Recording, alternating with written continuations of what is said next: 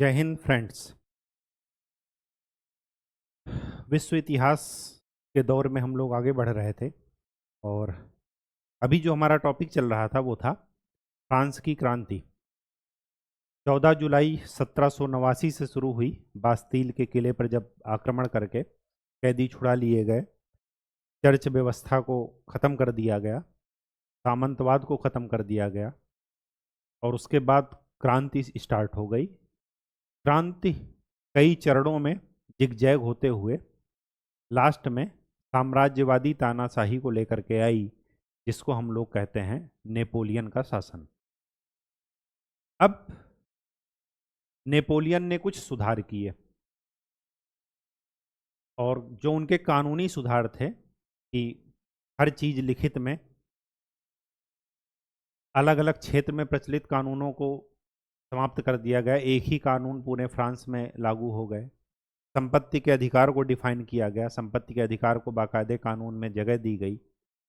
तो ये जो कानूनी सुधार थे, ये इस वजह से नेपोलियन की न्यू जो कीर्ति है वो काफ़ी फैली और इसी वजह से कहा जाता है कि उनके जो सुधार कार्य थे वो क्या है, ग्रेनाइट पर रखे गए थे। अब स्वाभाविक सी बात है कि जब अगर आप एक जीवन में ऊंचाइयों को छूते हैं तो अति उत्साही रूप में कुछ ऐसे कदम उठा लेते हैं कि वो आपको वापस क्या करते हैं, धरातल पर ला देते हैं। वही हुआ नेपोलियन के साथ भी। और आज का जो हमारा टॉपिक है वो है नेपोलियन की महाद्वीपीय व्यवस्था, continental policy of Napoleon.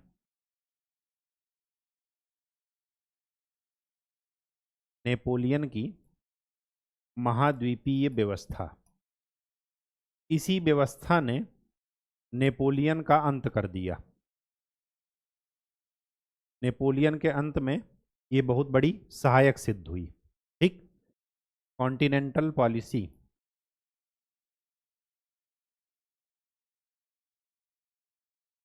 Of Napoleon.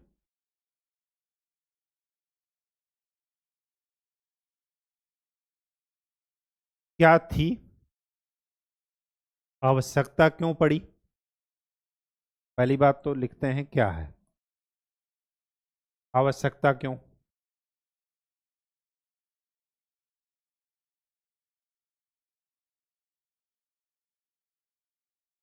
अगर आवश्यकता पड़ भी गई तो इसके प्रभाव क्या हुए?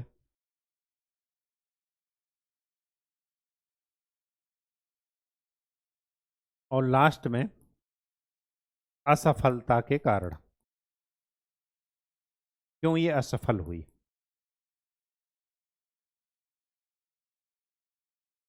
ठीक, नेपोलियन का मैंने आपको बताया कि नेपोलियन का उदय कहाँ से हुआ। जब डायरेक्टरी का शासन था और उस समय क्या हुआ कि फ्रांस की सेना ने इटली पर आक्रमण कर दिया। इटली के अभियान, इटली पर कब्जा के लिए फ्रांस की सेना को जाना था और जो उनका कमांडर था वो बीमार पड़ गया। बीमार पड़ा या बीमारी का बहाना, क्योंकि सैनिकों को वेतन तो मिल नहीं रहा था, आर्थिक स्थिति बहुत खराब थी। अब क्या हुआ कि वहाँ पर नेपोलियन को भेजा गया और उसने क्या किया, इटली को विजित कर लिया, जीत लिया।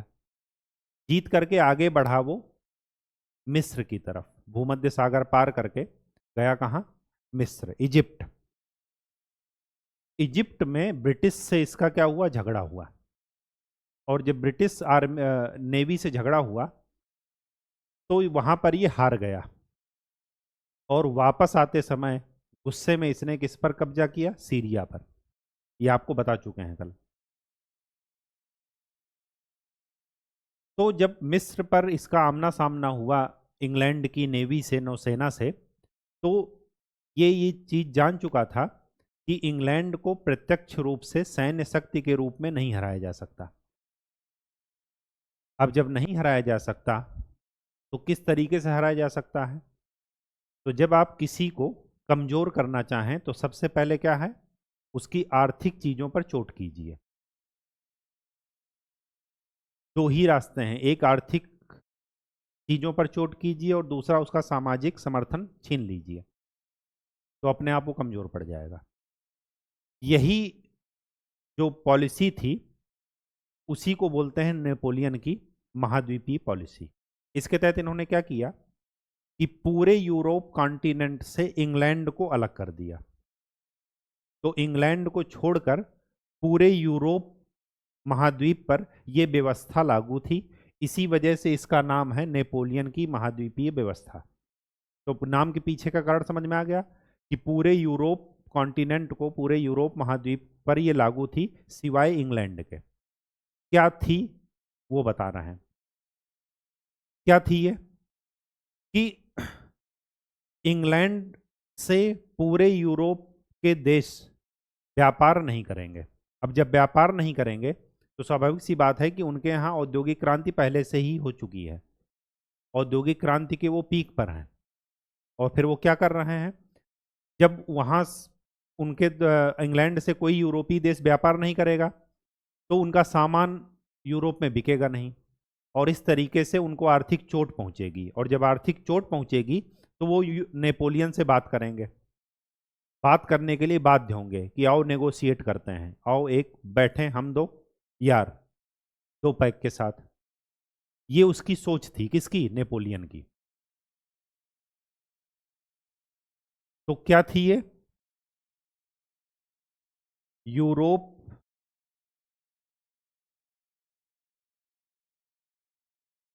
को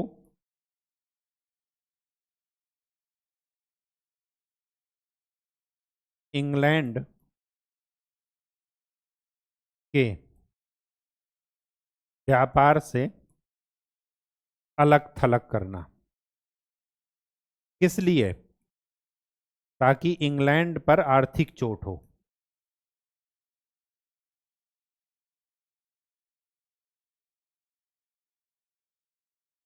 इनको ये ज्ञान नहीं था कि इनके उपनिवेश पूरे विश्व में फैले हुए हैं, और एक तो हाल फिलहाल आज़ाद हुआ अमेरिका, और उससे इन्होंने गुस्से में आकर के रिलेशन तोड़ा नहीं, बल्कि मुक्त व्यापार शुरू कर दिए। ये इनको ज्ञान नहीं था नेपोलियन को। यहीं से इसकी पहली दूरदर्शिता अदूरदर्शिता सिद्ध होती है कि इन्होंने सोचा कि इंग्लैंड कहाँ तक सीमित है, केवल और केवल यूरोप तक। जबकि उनके बारे में क्या कहा जाता था कि ऐसा देश जिसमें कभी भी सूर्य अस्त नहीं होता। मतलब इनके उपनिवेश पूरे वर्ल्ड में ऐसी सी जगह पर हैं कि एक जगह अगर सूर्योदय होता है तो दूसरी जगह सूर्यास्त होती है। ठीक। अब देखते हैं कि आवश्यकता क्यों पड़ी। आवश्यकता क्यों पड़ी? आवश्यकता इस वजह से पड़ी कि इंग्लैंड की नौसेना को प्रत्यक्ष युद्ध के द्वारा नहीं जीता जा सकता।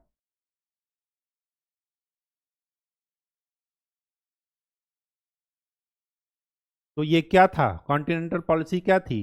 इंग्लैंड के विरुद्ध एक अप्रत्यक्ष युद्ध, एक अप्रत्यक्ष इनडायरेक्ट वार था। और जब ये दूसरे के लिए गड्ढा खोदे तो उस गड्ढे में यही गिर गए, ये इनको आभास बाद में हुआ। तो ये क्यों जरूरत पड़ गई? ताकि इंग्लैंड को आर्थिक रूप से क्या किया जा सके? कमजोर किया जा सके, क्योंकि उनको प्रत्यक्ष रूप से तो जीता नहीं जा सकता था। ये सीख इनको कहां से मिली थी? मिस्र के अभियान से। मैंने बताया था आपको कि मिस्र का अभियान इन्होंने क्यों किया था? ताकि वो जो लाल सागर और भूमध्य सागर वाला रूट है वहां पर क्या कर सकें, उसके बीच में पड़ता था ना मिस्र, तब सुएज कैनाल बनी नहीं थी। अब क्या हुआ कि मिस्र के अभियान पर जो है, मिस्र पर कब्जा करके वो ट्रेड पर कब्जा करना चाह रहे थे, और वही था क्या? Silk route. ठीक है, तो ये थी बात। असफलता के कारण देख लेते हैं, उसके बाद प्रभाव देखेंगे। क्यों असफल हो गई? पहला, जब आप कोई नीति पॉलिसी अप्लाई कर रहे हैं किसी दूसरे अ, देश के प्रति, तो स्वाभाविक सी बात है कि आपके अंदर उतनी क्षमता होनी चाहिए। अब अगर यूरोप इंग्लैंड से व्यापार करना बंद कर देगा, तो ठीक वही हालत हो जाएगी कि इंग्लैंड उस समय क्या था? चाइना था आज का, सस्ते में सामान बनाता था। और बाकी यूरोप, किस तरह के यूरोपीय देश कैसे थे? यूरोप या फ्रांस, आजकल के इंडिया। अब अगर इंडिया में चाइना से व्यापार करना बंद कर दिया जाए, तो इंडिया में क्या हो जाएगा? विद्रोह, महंगाई बहुत ज़्यादा बढ़ जाएगी। जितना सस्ता सामान वो दे रहे हैं, डंप कर रहे हैं यहाँ पर, तो ठीक वैसे ही वहाँ पर क्या था कि फ्रांस किसकी तरह था? आज के भारत की तरह। और इंग्लैंड किसकी तरह था? इंडिया की तरह, चाइना की तरह। अब क्या हुआ कि जब आपने ये कह दिया कि इंग्लैंड से कोई सामान नहीं खरीदेगा, तो इंग्लैंड वही सामान को बाकी वर्ल्ड के देश में बेचेगा सस्ते में। और आपके यहाँ क्या होगा कि सामान की वजह से जब सामान नहीं पहुंचेगा, तो महंगाई क्या होगी? बढ़ेगी। अब जब महंगाई बढ़ेगी, तो आपके पास दो रास्ते हैं। या तो सभी को क्या कर दीजिए, नोट बांट दीजिए कि महंगी चीज़ें लोग खरीदें, या दूसरा, चीज़ों को सस्ता करने के लिए अपने यहाँ ऐसे इंडस्ट्रियलाइज कंडीशन होनी चाहिए कि वो क्या हो कि उस मांग को पूरी कर सकें। और इनके पास दोनों नहीं था, आर्थिक स्थिति इनकी पहले से ही खराब थी और उद्योग थे ही नहीं इनके पास। तो स्वाभाविक सी बात है, पहली बात, कि फ्रांस के औद्योगिकरण बहुत ही निम्न स्तर पर था। पहले से ही 40 साल 50 साल से क्या चल रहा है? असंतोष की भावना चल रही है। 20 साल पहले से क्या हो रही है? क्रांति का दौर चल रहा है। तो फ्रांस के उद्योग यूरोप की मांग को पूरा करने में सक्षम नहीं थे।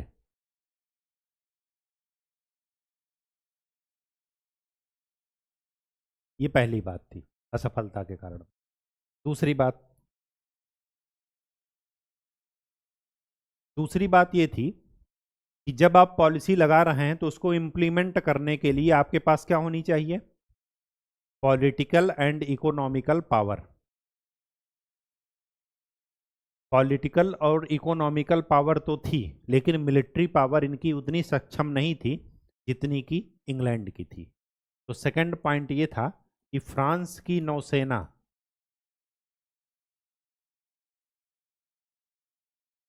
इंग्लैंड की नौसेना से मुकाबला नहीं कर पाई। और जब नहीं कर पाई, तो इतनी जब नौसेना सक्षम नहीं है, तो स्वाभाविक सी बात है कि तस्करी को रोक पाएंगे? नहीं रोक पाएंगे। तो इल्लीगल रूप से तस्करी बढ़ने लगी।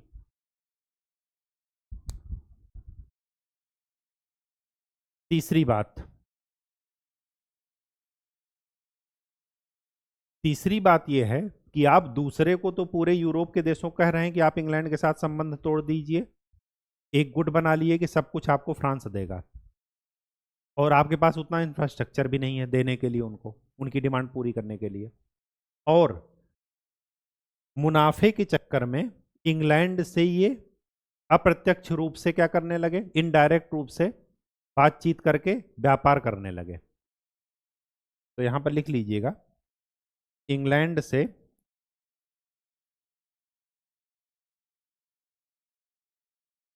व्यापार किसके लिए? मुनाफे के लिए। उनको क्या मिल रहा था? रॉ मटेरियल बाहर से लाते थे, तो क्या मिल रहा था? महंगा। या सॉरी, यहाँ पर क्या था कि ये जो है इंग्लैंड से ला करके, और महंगी, जब उन चीज़ों की महंगाई बढ़ी, तो यही जो है सप्लायर बन गए इंग्लैंड की बजाय। तो इंग्लैंड से सामान लेते थे और देते थे, बाकी देशों को देते थे महंगे दामों पर, तो उनको क्या हो रहा था, मुनाफा। अब ये क्या है, ये अदूरदर्शिता है।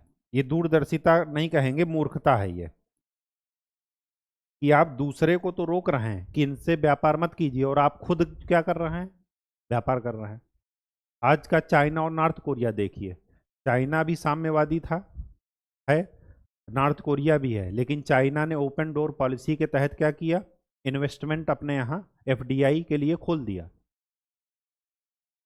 और देखिए अंकल सैम वहां पर जा रहे हैं और आराम से जो है इन्वेस्टमेंट भी कर रहे हैं, लड़ाई भी कर रहे हैं। और वही चीज नॉर्थ कोरिया को चाइना मना कर रहा है कि आप मत कीजिए। अब नॉर्थ कोरिया बार बार पूछ रहा कि आप तो शामिल हो गए वहां पर, हमें क्यों रोक रहे हो। नहीं नहीं, आपको साम्यवाद का नेता हो आप, साम्यवाद आपको बचाना है, और वो मूर्ख बने पड़े हैं।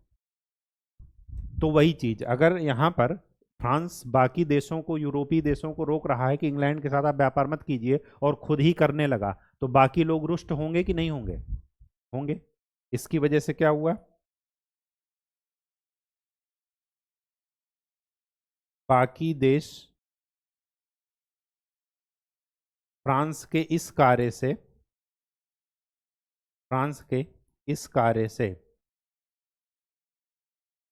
रुष्ट। एक तो उनके यहाँ की अपनी जनता विद्रोह कर रही महंगाई के कारण, और दूसरा फ्रांस की ये हरकत। तो वो तो कहीं के नहीं रहे, ना अपनी जनता को मुंह दिखाने लायक रहे, ना फ्रांस के उसमें।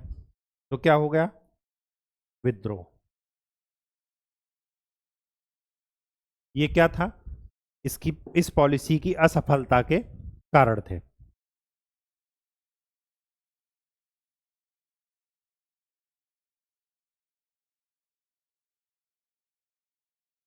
ठीक है, तो थर्ड पॉइंट में लिख लीजिएगा, फ्रांस की नीति में विरोधाभास।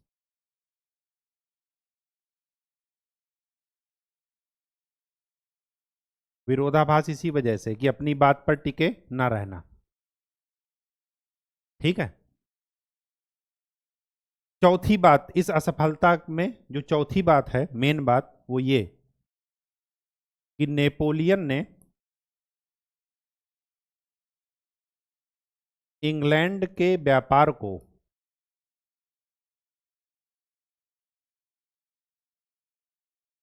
यूरोप तक सीमित समझा, और ये उसकी भूल थी।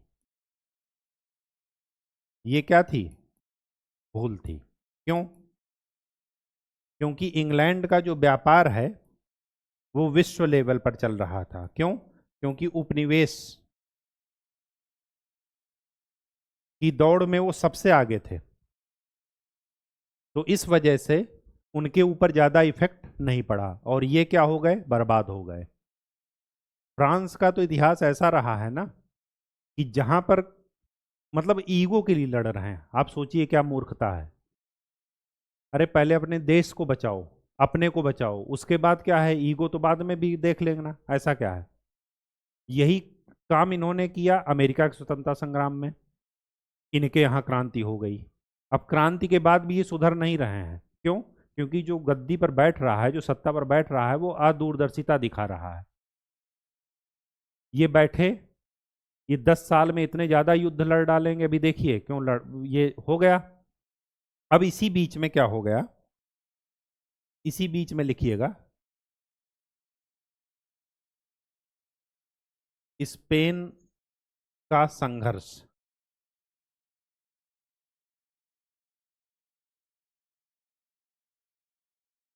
हुआ ये कि पुर्तगाल का जब आप मैप देखेंगे ना, तो पुर्तगाल क्या है, समुद्र के किनारे, भूमध्य सागर के पास है, जहां से जिब्राल्टर जल संधि जो है वो जा रही है, ठीक, अफ्रीका और यूरोप के बीच में। अब हुआ क्या, पुर्तगाल जो है चोरी छिपे वो क्या कर रहा था, इंग्लैंड से व्यापार कर रहा था। अब नेपोलियन को क्या आई, गुस्सा। मूर्खता देखिए, आप राजा हो। तो फ्रांस और स्पेन मिलके कहाँ चढ़ाई कर दिए, पुर्तगाल पर। पुर्तगाल पर कब्जा किए, वहां के राजा को हटाए, दूसरे को बैठा दिए, दूसरे को बैठा करके वापस आए और वापस आकर के स्पेन में उलझ गए। स्पेन में क्या उलझ गए? स्पेन मतलब ये और ये मिल करके पुर्तगाल में गए। यहां पर स्थिति थोड़ा ठीक क्या करके क्या है, बिगाड़ दी है। स्वाभाविक सी बात है, यहां की मजबूरी भी तो समझिए। आप सप्लाई दे नहीं रहे हैं, डिमांड बढ़ रही है, तो वहां का राजा क्या करेगा? जनता विद्रोह करेगी ही करेगी। तो उसको दबाने के लिए ये जो है तस्करी चालू कर दी है। अब उसके बाद ये क्या किए, इस पर चढ़ाई कर दी राजा पर, उस राजा को हटा करके दूसरे को राजा बना दिए। हो सकता है वो फ्रांस का ही सपोर्टर रहा हो जो बना हो, लेकिन वो भी स्थिति संभाल नहीं पाया, यहाँ भी विद्रोह हो गया। उसके बाद लौटते समय क्या आ गए, जो इनका मित्र था यहाँ पर स्पेन, स्पेन पर ही क्या कर दिए, चढ़ाई कर दिए। स्पेन के माहौल को ठीक करने में लग गए और यहाँ पर इनके राजा को, स्पेन में जो राजा था उसको हटा करके, मार करके अपने भाई जोसेफ को राजा बना दिए।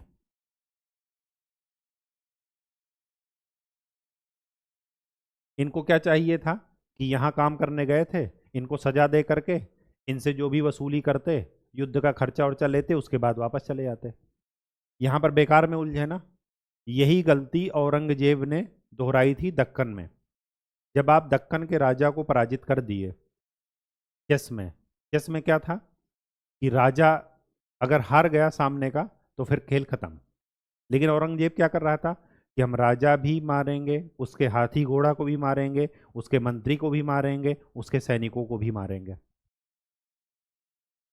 ये क्या है? अदूरदर्शिता है। आप सैनिक नहीं हो, आप लोकल कर्मचारी नहीं हो, आप राजा हो, तो राजा की तरह बिहेव कीजिए ना।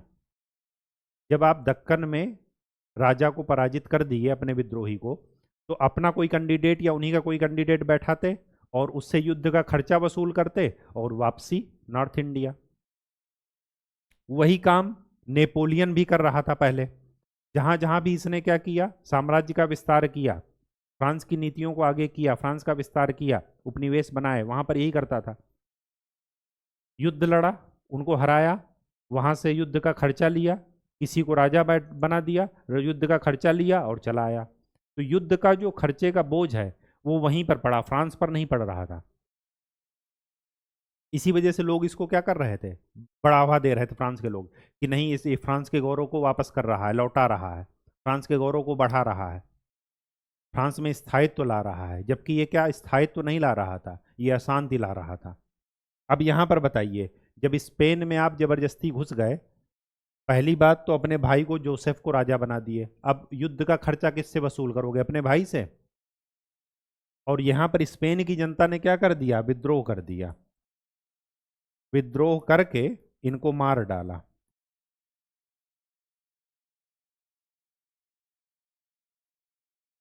जब तक ये वापस फ्रांस पहुंचता नेपोलियन, तब तक इसको खबर मिली कि स्पेन भी गया, पुर्तगाल भी गया। और जैसे ही ये हुआ,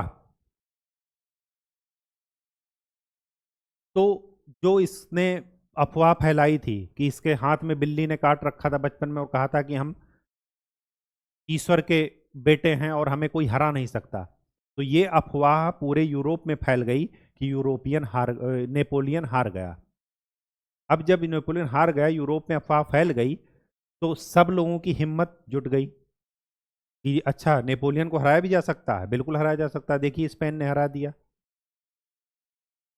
और जैसे ही आपकी कमजोरी की अफवाह फैली, तो उसी समय आपको क्या करना चाहिए, जो समझदार होगा वो शांत हो जाएगा, अच्छे मौके की तलाश करेगा, और जो बेवकूफ़ होगा वो क्या होगा, और उलझेगा उसमें। तो इन्होंने क्या किया, बेवकूफ़ी वाला काम करते गए।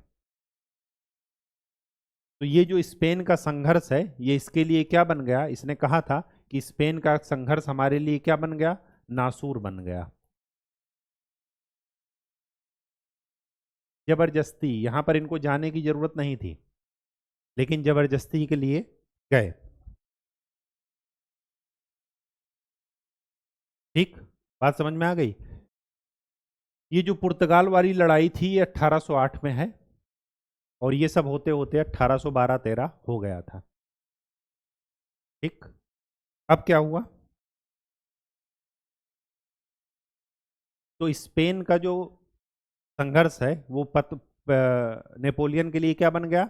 नासूर, घाव, एक ऐसा घाव जिसकी पूर्ति ना की जा सके, और वही उसके पतन का क्या बन जाएगा? कारण। तो नेक्स्ट हेडिंग, नेपोलियन का पतन। पतन के कारण, पहला, नेपोलियन का एक ही दर्शन था, युद्ध दर्शन। जिस देश का आधार ही युद्ध पर टिका हो, वो देश कभी भी सक्सेस नहीं हो सकता, वो व्यक्ति कभी भी चिरकाल तक नहीं रह सकता। जब से ये गद्दी पर बैठे हैं तब से युद्ध ही लड़ रहे हैं, और मैंने आपको बताया है कि इनका दर्शन क्या था कि मेरे पास अगर मेरी तलवार है तो मैं कितनी दूर जा सकता हूं, ये कोई सोच भी नहीं सकता। मैं फ्रांस के शासक राजवंश में पैदा हुए, राजवंश में पैदा हुए तो वो राजा बनेंगे, लेकिन मैं राजवंश में पैदा नहीं हुआ, तो अगर मैं युद्ध नहीं लड़ूंगा तो फ्रांस की जनता मुझे बुला लेगी वापस। तो इसी वजह से जब राजा बना, फ्रांस की गद्दी संभाली इसने, तो इसने अपने को बूर्बो वंश से जोड़ा। बूर्बो वंश क्या था? वहां का शाही वर्ग था, बूर्बो वंश। ये बूर्बो वंश, गद्दी पर बैठते ही इसने यही काम किया। तो युद्ध दर्शन, कंटिन्यू युद्ध लड़ रहे हैं, तो ना तो स्थायित्व तो राज्य को दे पा रहे हैं और ना ही बाहरी लोगों को। बाहरी लोगों से तो दुश्मनी ले रहे हैं, और अपने राज्य में भी क्या कर रहे हैं? महंगाई और आर्थिक खर्च क्या कर रहे हैं? बढ़ा रहे हैं। दूसरा कारण, महाद्वीपीय व्यवस्था। तीसरा कारण, स्पेन के साथ संघर्ष।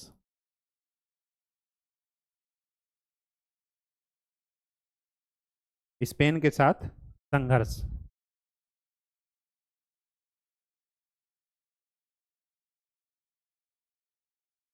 फिर फ्रांस की नौसैनिक शक्ति ये कमजोर थी, ये भी इसका एक पतन का कारण था।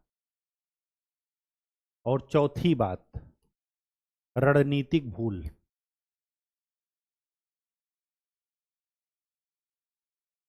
रणनीतिक भूल क्या थी?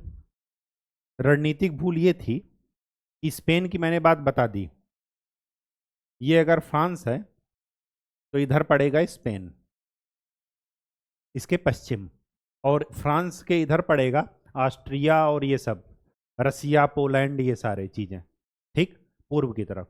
इसने क्या किया, जब ये स्पेन से वापस यहां पर पहुंचे तो इनके भाई जोसेफ को तो मार दिया स्पेन वालों ने।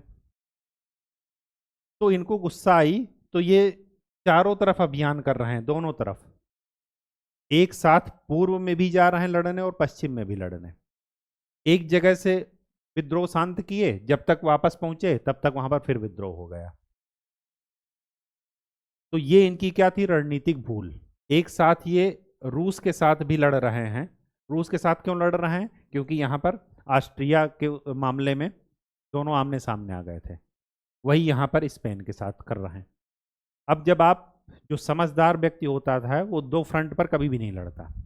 आप देख लीजिए हर जगह अंग्रेजों ने यही समझदारी की, और जब भी वैश्विक युद्ध में वो उलझे रहे तो कभी भी भारत में जो है विद्रोह नहीं बन पाए।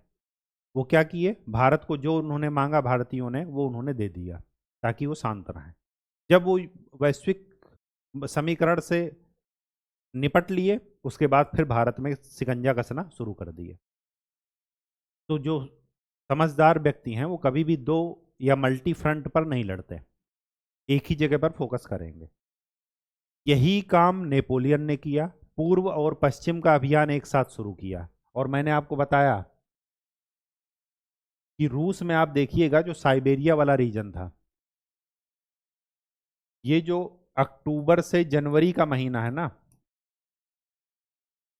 इसी की वजह से रूस अपने आप विजित है। ये जो महीने हैं ना, -50 -70 का टेम्परेचर, तो इनकी पॉलिसी क्या है?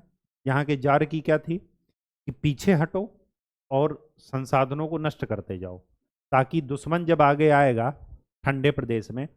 अब यहाँ से जब नेपोलियन गए 80,000 सैनिक लेकर के और लौट कर आए तो 8,000 सैनिक थे उनके पास। क्यों? क्योंकि उस कंडीशन में, जियोग्राफिकल कंडीशन में लड़ने का उनको आदत ही नहीं थी सैनिकों को। जो जहाँ है खड़ा है, तलवार लिए वहीं पर खड़ा रह गया, ये बंदूक लिए जम गए। तो उसको इधर से भी हानि उठानी पड़ी और यहाँ से भी। एक साथ जब दो अभियान ये करेंगे, यही गलती नेपोलियन कर रहे हैं, यही रणनीतिक भूल, और यही हिटलर करेंगे, और दो के दोनों क्या होंगे? मारे जाएंगे। ठीक, बात समझ में आ गई? तो ये था इनके पतन का कारण। इसके बारे में थोड़ा थोड़ा आप लिख लेंगे क्योंकि चीजें आप समझ गए हैं। अब चलते हैं फ्रांस की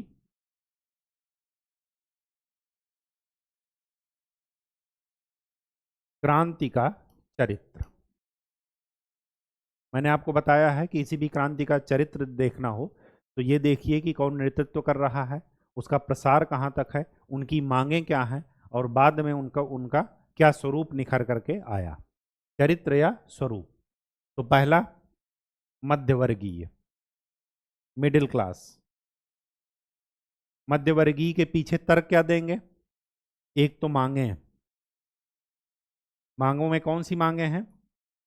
समानता। दूसरा मध्यवर्गीय चरित्र क्या बताएंगे? कि संपत्ति के अधिकार को बनाए रखा गया, संपत्ति का अधिकार नष्ट नहीं किया गया,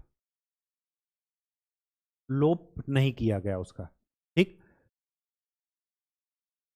दूसरा मध्यवर्गीय क्या है? चर्च एंड सामंत, इनको तो खत्म कर दिया गया, लेकिन इनको मुआवजा देने की बात थी, खास करके किसको? सामंतों को। ठीक है। चौथा, चर्च एंड सामंतों की संपत्ति को भूमिहीन वर्गों में न बांटकर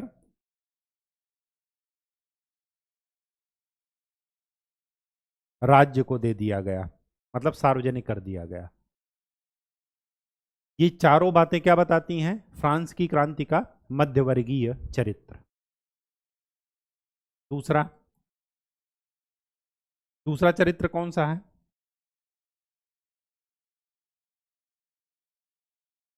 प्रगतिशील।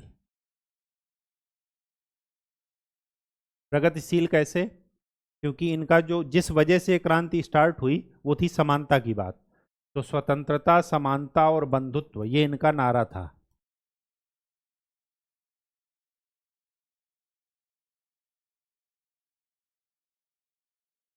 और आपको पता होगा कि आज भी स्वतंत्रता, समानता और बंधुत्व जो भारतीय संविधान में हैं, वो कहाँ से लिए गए हैं?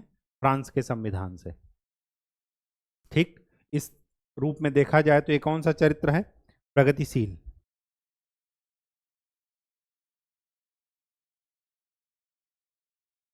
तीसरा बात क्या है? सुनियोजित क्रांति नहीं।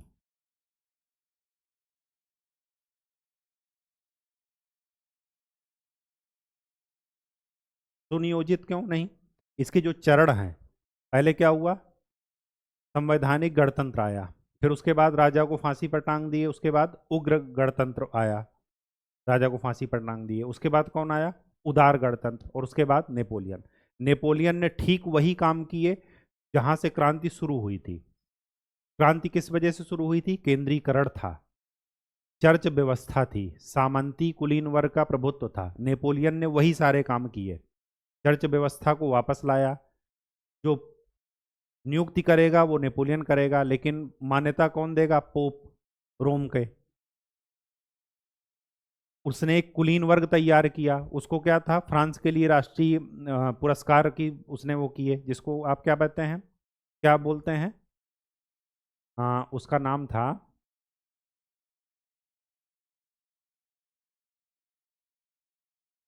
अ, लाजियो, लाजियो। लाजियो उन्होंने शुरू किया, नेपोलियन ने। लाजियो क्या था? जो फ्रांस का पुरस्कार था, ये पुरस्कार देने की उसने शुरुआत की। ये क्या था कि अपने सपोर्टर के कुलीन वर्ग को तैयार करना, जो इनके सपोर्टर हैं, ताकि क्या चल सके, इनकी तानाशाही आराम से चल सके। ठीक। तो सुनियोजित क्रांति नहीं थी, जिगजैग रूप में चली। ठीक है। और चौथा, विश्वव्यापी। विश्वव्यापी स्वरूप क्या था? नेपोलियन जहां जहां भी विस्तार कर रहा है फ्रांस का, जहां जहां भी युद्ध लड़ रहा है, तो फ्रांस के दर्शन को क्या कर रहा है? फैला रहा है, जानबूझकर नहीं, अनजाने रूप में। और ये दर्शन कौन सा था? यही। तो इसके बारे में कहा जाता है कि नेपोलियन ने जादू की छड़ी से सोई हुई राजकुमारी को जगा दिया। इसका यही मतलब है कि ये जहां जहां भी जाएंगे, ये विचार लोगों तक फैलेंगे, और जब फैलेंगे तो और भी जगह पर क्या होगा? स्वतंत्रता की बात होगी, उपनिवेशवाद विरोध की बात होगी, केंद्रीकरण के विरुद्ध आग फैलेगी, शक्ति के पृथक्करण को सपोर्ट मिलेगा, राष्ट्रवाद की भावना को सपोर्ट मिलेगा। राष्ट्रवाद को ही लेकर के चल रहे हैं। और यही कारण है कि इसके बाद इटली और जर्मनी वो क्या करेंगे? एक राष्ट्र के रूप में सामने आएंगे। तो उनके पीछे जड़ में कौन है? यही सब, नेपोलियन। ठीक। लास्ट, फ्रांस की क्रांति का प्रभाव, क्या इफेक्ट पड़ा? पहला, स्वतंत्रता, समानता, बंधुत्व।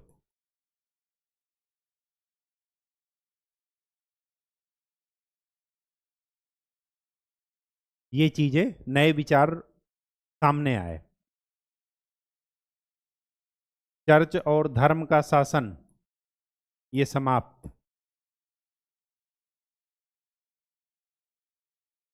सामंतवाद, समाप्त। मानवाधिकारों की घोषणा की गई।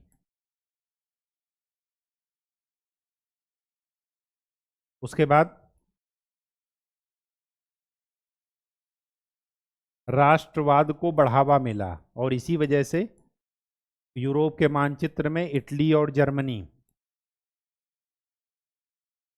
इनका उदय होगा इसके बाद। और क्या हुआ? संपत्ति के अधिकार की बात हुई। संपत्ति के अधिकार को मान्यता। तो ये सब कौन दिया? फ्रांस की क्रांति ने। अब अगर आपसे एक लास्ट क्वेश्चन पूछा जाए कि नेपोलियन ने प्राचीन और नवीन फ्रांस को आपस में जोड़ा, तो क्या बताएंगे? उसको भी देख लीजिए। एक तो प्राचीन व्यवस्था देख लीजिए, फिर क्रांति के दौरान, और फिर नवीन व्यवस्था या नेपोलियन का शासन। तो क्वेश्चन क्या कह रहा है कि ये और ये जुड़ गए, तो वास्तव में जुड़ गए। तो जो जो यहां पर था, चर्च, इन्होंने चर्च को मान्यता दे दी। बताया आपको कि जो पादरी बिशप भाग गए थे, उनको वापस लाए, ससम्मान वापस लाए। सोचिए। और उसके बाद क्या किए? जो यहाँ पर कैद थे उनको छोड़ दिए, आज़ाद कर दिए।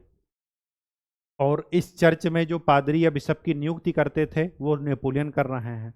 और उसकी मान्यता कौन दे रहा है? इटली के रोम के पोप। पूरे राज्य में क्या कर दिया? कैथोलिक धर्म घोषित कर दिया। जबकि वहां पर भी क्या था? धर्म का शासन था, चर्च का शासन था। यहाँ पर केंद्रीकरण था, एक ही हाथ में सत्ता थी, एक ही चीज की मर्जी चलती थी, वंशानुगत राजतंत्र था, निरंकुश था। वही चीज नेपोलियन लाए। 3 काउंसिल इन्होंने बनाया, और तीनों के ऊपर कौन बैठ गया? खुद। सारा डिसीजन लास्ट में किसके पास आ रहा है? नेपोलियन के पास। तो केंद्रीकरण को क्या मिल रहा? बढ़ावा मिल रहा। जबकि क्रांति के दौरान क्या हुआ? इसका जस्ट अपोजिट हुआ था, केंद्रीकरण खत्म हुआ था। सामंतवाद खत्म हुआ था, ये सामंतवाद को फिर से बढ़ा रहा है। यहाँ पर क्या था, जनता की इच्छा थी, और यहाँ पर क्या था, राजा का इच्छा थी। जो राजा ने कह दिया वही होगा, वही यहाँ पर है, जो नेपोलियन कहेगा वही होगा। तो इस वजह से इन दोनों को क्या कर दिया, जोड़ दिया। इसके क्वेश्चन हमेशा ट्विस्टेड बनते हैं, ऐसे ही जैसे राजकुमारी वाला मैंने बताया, स्पेन का नासूर बन गया ये। और एक ये क्वेश्चन बनता था कि हाँ,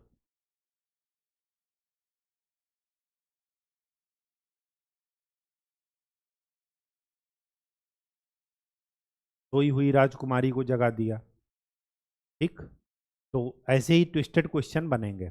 या रूसो ना होता तो फ्रांस की क्रांति ना होती। तो थोड़ा इसके बारे में जब आपको कहानी पता रहेगी ना, ओवरव्यू, तब आपको लिखने में दिक्कत नहीं आएगी, क्योंकि आपके पास मैटर होगा और आप चीज़ों को आसानी से कनेक्ट कर सकते हैं। तो आज के लिए इतना ही। नेक्स्ट लेक्चर में हम लोग क्या करेंगे, वियना कांग्रेस पढ़ेंगे, क्योंकि 1813 तक हम पहुंच चुके हैं। 1812-13 में नेपोलियन का पतन हो गया।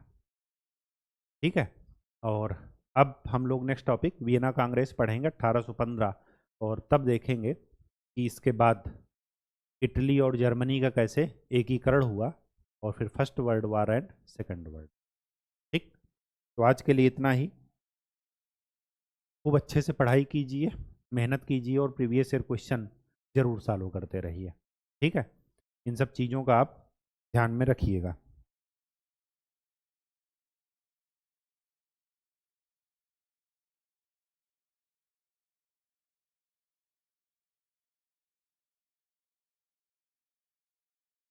एक यहाँ पर एक दो पॉइंट और ऐड कर लीजिए, ध्यान में आ गया तो बताए दे रहे हैं। धर्मनिरपेक्ष राज्य की स्थापना, धर्म से पीड़ित थे ही।